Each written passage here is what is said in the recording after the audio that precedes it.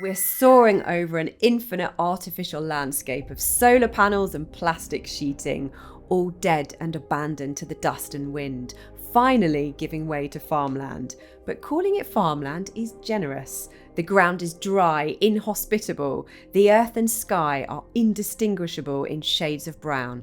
There is no green in sight. The landscape streaks by in a blur, nothing to tame our focus, until we see a vehicle travelling through the air at high speed, beaten, scuffed. The man is asleep. The vehicle is driving itself. The map on the dashboard is abruptly interrupted by a chime, and the man awakes, yawning. Do you recognise the film? I think I do, yes. It's Blade Runner 2049. The original was better.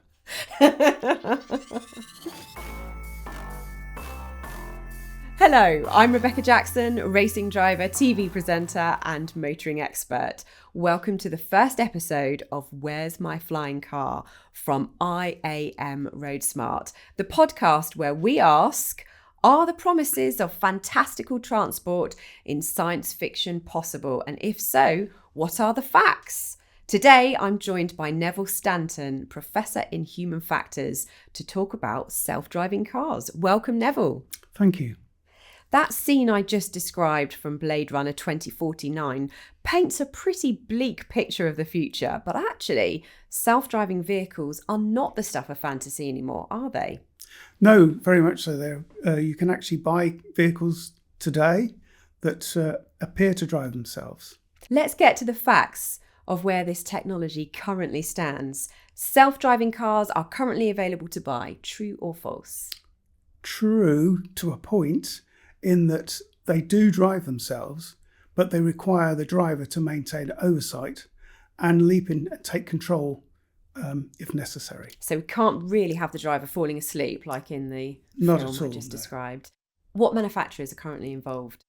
Well, typically it's all the premium level manufacturers, so BMW, Mercedes and Tesla.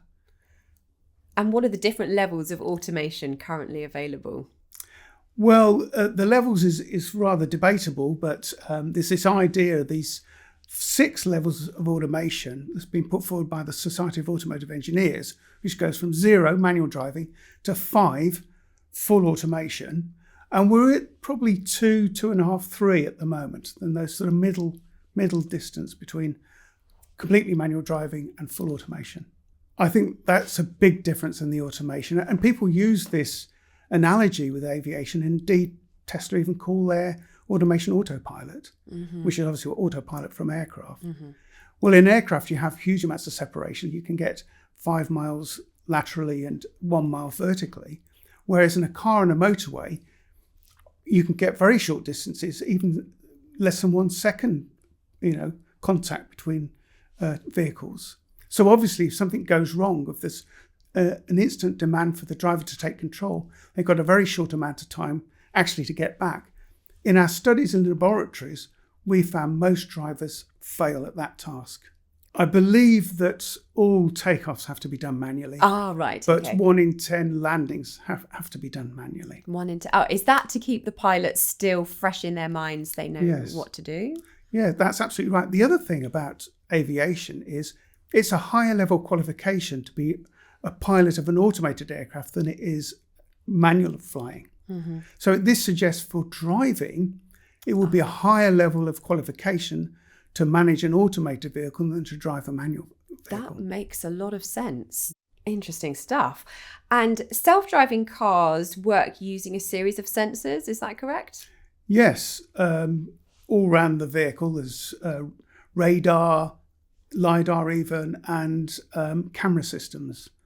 And how do those sensors all work together to make the technology work? Well, they all report back to a central computer, and the computer has to get agreement from all the sensors. And if they all agree, then it will drive the car. But if they don't agree, then it'll hand the driving of the car back to the driver. Okay. And self-driving cars are better than human-controlled cars, true or false? False. And why is that? For a number of reasons. when the initial technology came out, we did see an increase in accidents. I prefer to call them collisions, really, but an increase in collisions in automated vehicles, although the manufacturers claim this is reducing. They also claim that eventually it will be much safer than human drivers. But at the moment, that isn't the case because the drivers have to monitor the system. And to do that properly is actually far more work than driving the car yourself. So what we've found in our studies and lots of other studies is it appears on the face of it that the workload associated with monitoring an automated vehicle is a lot less than driving manually. Okay. But what we found is that people are slipping into sort of a passenger mode. So rather than actively monitoring the automation, they're sort of sitting back and letting the car drive itself. And what we've found is, both in the laboratory in driving simulators and on the open road in automated vehicles, is that if you get people to do the supervisory task properly, actually that's a lot more work. It's far more mentally demanding than driving the car manually yourself. And people ask me why that is, because they assume there's all this spare capacity because you're not actively driving the car. And I say, well, it's a bit like when you teach somebody to drive a car. You're watching them, you're watching the road and other road users, and you're deciding if you need to intervene. Yes. All of the time. And that's far more mentally demanding than driving the car yourself. It's lots and lots of decisions, isn't it? And why do we need this technology? Well, some would say we don't need this technology. The manufacturers always point to driver error and the number of road collisions. I mean, it is fantastical at the moment. We have something like 1.3 million deaths on the road throughout the world every year. In the UK, it's 1,700 every year, people killed. Wow. So do you think that this technology is going to help reduce that number? I don't see that happening in the short term. Ultimately, if we could ever make the technology work perfectly, then it certainly has the potential to. The UK has a centre for connected and automated vehicles, and it has a code of practice and guidelines for manufacturers developing these technologies about how they should behave. The sort of rigorous of their risk assessments, informing the local police and local council of studies they're intending to take place, and so on and so forth. But it is a voluntary code, so they're not obliged to do it, but the responsible manufacturers will do it. Okay. Now, this leads us into a little segment that we like to call Are We There Yet? Right. Where we look at how close we are to this technology becoming part of our everyday life. I'm going to ask you some more questions now, Neville. Okay. When will this technology become the norm? Well, people have speculated 5, 10, 50 years or never. Okay. So there's a range of speculation out there. And how will we cope with the 50-50 mix of road users? Some self-driving, some human-driven, and can it cope with unpredictable human behaviour by other road users? Not at all. Not at all. So that is the problem, the mix. I think part of, the fact is that we've got vulnerable road users out there. This technology seemingly only works in an almost acceptable manner on motorways where you don't have a lot of vulnerable road users, except you do still have motorcyclists. I have had discussions with people at the Department for Transport, and they have said we could legislate that only automated vehicles are allowed on the motorways, for example. So they could do that, and that would get over the problem of the mixture of automated and non-automated vehicles, and would probably mean motorcyclists could never go on the motorways again. It doesn't cope at all well in towns where it's very busy, very unpredictable. And the technology can only work for scenarios that have been imagined and tested by the designers. And there is almost an infinite number of possibilities, and those can't be tested for. And also, the code and algorithms are written by human beings, which can contain errors. And it's an open secret that you can't absolutely verify software, can never truly be tested completely. Ah, so it's not even possible for a computer to verify the human written code? I know of no such system that can do that completely perfectly. Wow. And what happens, because we've spoken quite a lot now about things potentially going wrong and collisions, when that does happen, who's responsible? That's a very good question. Ultimately, I think the responsibility lies with the driver at the moment in the eyes of the law, because they are supposedly supervising this technology, which I say is an impossible task anyway. Some manufacturers have stood up and said if anybody is killed in one of their cars that has automation, that they would accept responsibility. But arguably, the whole sort of system of driving is responsible from the lawmakers and everything beneath them. So we were in a number of different vehicles during our trials on the road, moving in and out different sorts of cars, such as a Tesla, Mercedes and BMW. And not only did the automation behave differently, it also was different to set up, to switch on and trigger. And I can remember one study we were doing on the motorway where I expected the car to do an automated overtake, and it didn't. It accelerated into the vehicle in front of me. And I literally had to grab back control from the car. Otherwise, I thought I would have gone into the rear of this huge lorry in front of me. Wow. You have already answered this to a certain extent, but I'm going to bring it up again and just add a little bit more to it as well. So in your opinion, will it make travel safer, and how will this change road safety laws? I don't see it making travel safer in the short term. Mm-hmm. I think because of the reasons you point to, like the mix of road users, particularly vulnerable road users, the unpredictability of automation in some scenarios that haven't been tested for, and the fact that driving in urban conditions is extremely complex, and the technology can't cope with that yet. And what are manufacturers and technology programmers doing to try and mitigate some of that? For example, you mentioned vulnerable road users on the motorway. That seems to be the most logical place to implement this technology at the moment. And how will that technology cope with, say, for example, motorcyclists undertaking or going in between traffic, or are having to take evasive action to avoid a collision, and then an automated vehicle comes along and finds this motorcyclist where it's not expecting to find it? How can we keep those vulnerable road users safe? Yeah, well, I think the manufacturers are obviously doing studies to test those sort of situations on test tracks. The handback of control is something we have been doing research on for about 30 years. And we know it takes time. There's a time budget associated with being engaged in another task to assuming control of the vehicle. And we know that takes some minutes. The longer you're out of the task, the longer it takes you to get back into the task.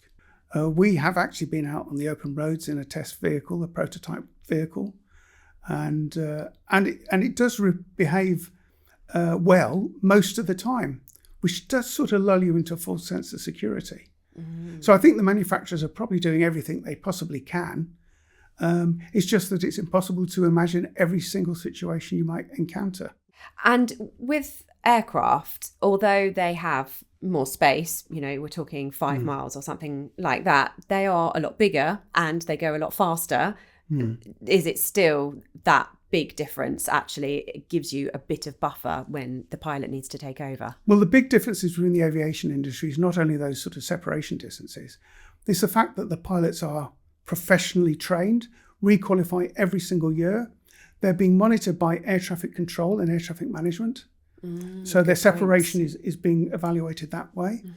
And the industry is extremely safe, not least of which because they have air accident investigation branches all over the world, that any accident that does happen gets thoroughly investigated and the information disseminated to all the airlines and airline manufacturers.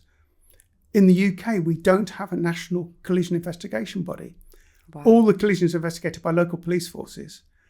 And let's say they're not always as thorough as they could be, based on the amount of time and resources allocated them.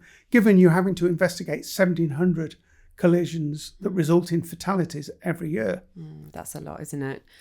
And when I think about racing, for example, we have several marshal posts all around the track, and there's cameras on the track, and there's race control, and it is being monitored all the time. And with rallying, of course, there's a rally co-driver. When people are out on the road, they're not re-qualifying, they're not redoing their test every year, and they're driving on their own, aren't they? Yes, and it's a pretty minimal qualification, a driving licence. You can achieve a much higher standard if you take the IAM Advanced Driver Training, of course. Yes. But the basic test is pretty minimal. And then the people don't revisit that then for... Not until you're 70, I think. There's some assessment, I think. Yes, okay. Let's do our 3 headline facts of what we have learnt today. For our listeners, could you clarify the difference between an automated vehicle and a fully autonomous vehicle? Okay, an automated vehicle will automate some or most of the tasks of driving. So you can imagine lane keeping as a task that could be automated. You could imagine distance control or speed being automated and that being controlled. And indeed, if you put those two things together, you've got something approaching, autonomy of the vehicle. But it's got to cope with all different sorts of environments and situations. So typically, these systems tend to not be very good in heavy rain, snow, fog, or whatever. So to be fully autonomous, it's got to be able to cope with every situation and every road type, So the current technology seems to work reasonably well on motorways, but it's absolutely appalling in urban environments, for example. But a fully autonomous vehicle will be able to go without any kind of human intervention or indeed human oversight in any kind of environment. And I kind of think that is the point. And the trouble is, we sort of, going in the sort of stepping stone approach to fully autonomous vehicles, automating more and more of the vehicle. But the problem with that is it's pulled the driver out of the driving loop and it's put them into this supervisory task, which is very, very difficult. Now, if you think about autonomy in our other aspects of our lives, so you can think about your dishwasher or your washing machine at home. You load your dishwasher or you load your washing machine, you close the door, you press the buttons, and it gets on with the job completely autonomously. Exactly. Without any intervention from you. And you're not required to pull up a chair, sit and watch it just in case something goes wrong. Thank goodness. Other things to do. But with automated vehicles, that's exactly what we've done. We've designed a vehicle which will do some of the work, but still requires us to maintain oversight of it, which actually isn't freeing us up to do anything else at all. So there are some that believe what we should do is not be on this stepping stone approach to autonomy. We should wait until we can do full autonomy and then we go. So we leave the driver to drive the car until we can get to full autonomy. Ah, interesting. I would like to ask you a question about that because I definitely see the sense in that. What about some of the automated functions and features that fall into the category of advanced driver assistance systems? Haven't they helped to reduce collisions and keep the roads a little safer? Well, yes, they have. And the reason is they're what we call background automation, not foreground automation. Background automation will save the day, but it's not taking over the task, thereby reducing the driver to this job of supervising and oversight. ABS braking systems, for example, or stability control. That will save the day. If the driver gets into trouble, it will do its best to save the day. Yeah. But it doesn't get in the way of the driver driving the car. So background automation is actually very useful. And that's a good way that we could employ the autonomy. Rather than the driver watching the automation could be watching the driver. Yes, absolutely. So if we've got these assistance systems, we love those, keep those, and then the rest of the way along that curve or that graph all the way up to full automation, actually don't bother. Just wait until we're already there and then let's get in our cars and work on our laptop and let the car do the stuff. Yeah, although some people do love driving. Yes, I think you're preaching to the can't remember what the expression is, but you're definitely kicking an open door with me on that one. And when you mentioned about automated functions in snow and ice and rain, I was thinking, absolutely, I do not want a machine driving for me in those conditions that might need me to take over at any point. I want to be in full control in those conditions. I agree. Now we're going to do our 3 headlines of what we've learned today. The first one is we're a long way off from safe automation. Second one is mental load is much greater with automation than manual. And finally, the mix of vehicles on the road seems to be the biggest challenge. Would you agree, Neville? Yes, and also people won't understand the limitations of the sensors in these cars, and that under certain weather conditions they won't perform very well, such as bright sunlight, for example, heavy rain, fog, and those sorts of conditions. Although that will be deep in the manual, people won't necessarily have read it. Right. Yes, I don't think many people have read their manual, although I'm sure a lot of our listeners have, because they are into their cars and it might even be their bedtime reading. But you're absolutely right to mention that. Before we go, I want to end on a few quick fire questions that I'm going to throw at you. Okay. Are you ready? Ready. Excellent. That wasn't one of them. Would you feel safe being in a driverless car? No. What would you miss most about driving? I do enjoy driving, so the windy B roads, very much so. Ah, yes. And best Blade Runner movie, original or 2049? Definitely original. I knew you were going to say that. Thank you, Neville, for joining us today. We'll be back next episode where we'll be joined by Sean Hellman to talk about in-car voice assistants and whether they're friend or foe.